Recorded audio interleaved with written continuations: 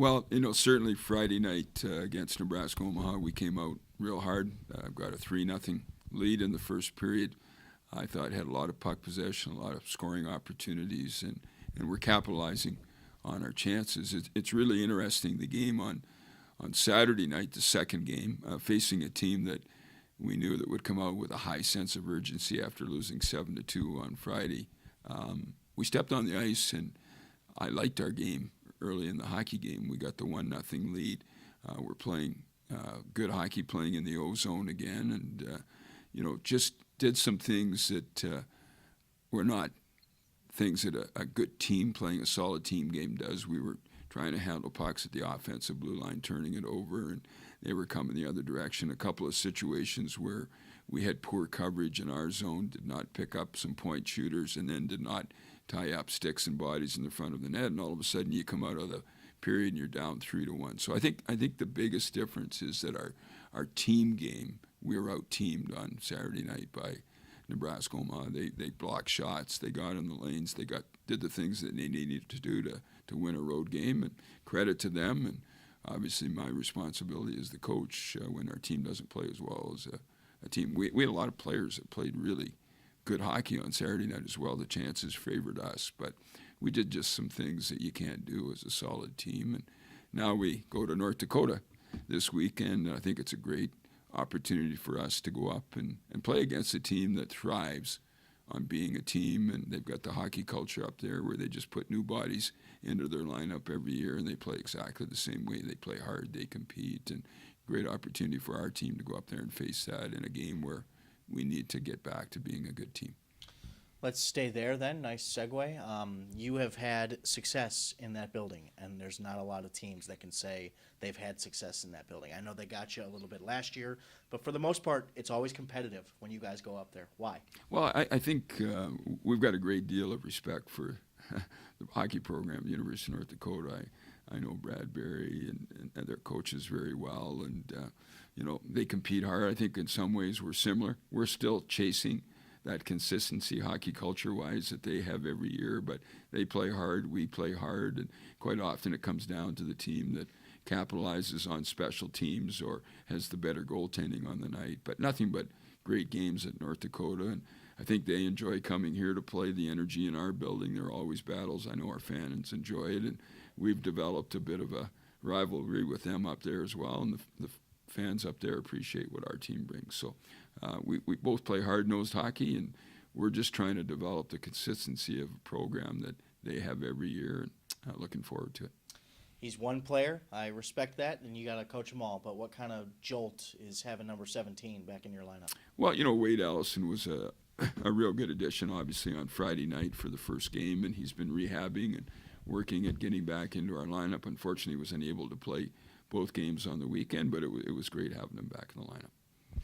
Coach, last season you talked about Austin Rushoff and how you wanted to see more of a two-way effort out of him. Friday night, this is his second goal this season, I believe, where he's created a turnover and finished it himself.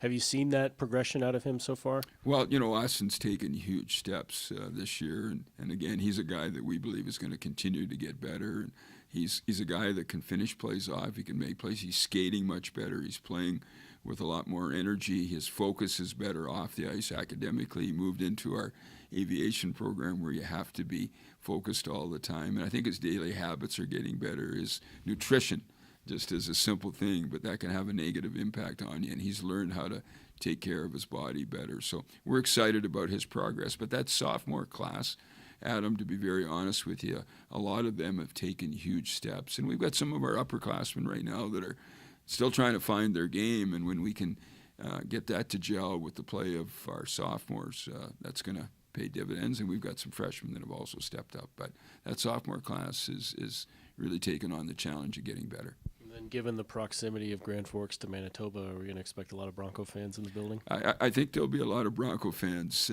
at North Dakota this weekend. I'm sure the Allisons and the Conrads will bring a couple of hundred fans down with them. That's exaggerating it, but I know there'll be a pile of fans, and I've got family. That's the one game that they can get to from Manitoba as well too, and excited to go there and play. It's a great venue. Enjoy seeing their coaching staff and being in that building. My son played there, so got lots of positive memories from North Dakota. They came out with a purpose on Saturday night, and we knew they were going to push back and be more aggressive. And we tried to stop them, and they got 3 quick goals. And that's 2 of them were against. I was on the ice for them, so I take responsibility in that for sure. Otherwise, I thought we played well. We pushed back, responded well in the second and third period. But we just got to be ready for them to come out with a hot start like that, and we just got to be ready next time. What kind of jolt was it getting 17 back on the ice with you guys? It was great. One of my best friends for my life, and to see him come back and then get that goal right away in his first game, that was pretty great.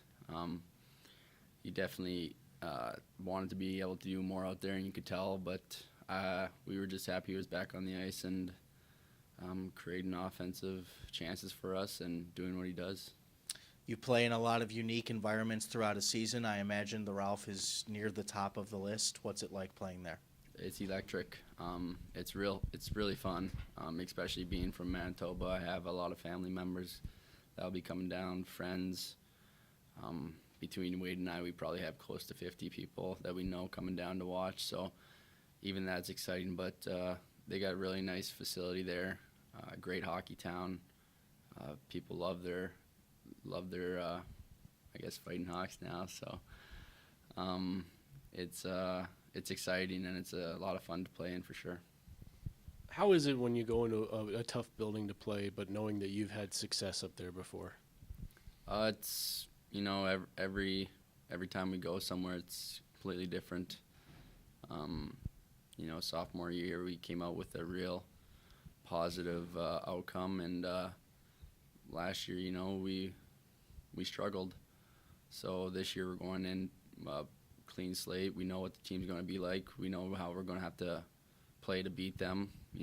Stick to our game plan, and we're just going to have to be ready to work and be prepared to do what it takes to get the wins.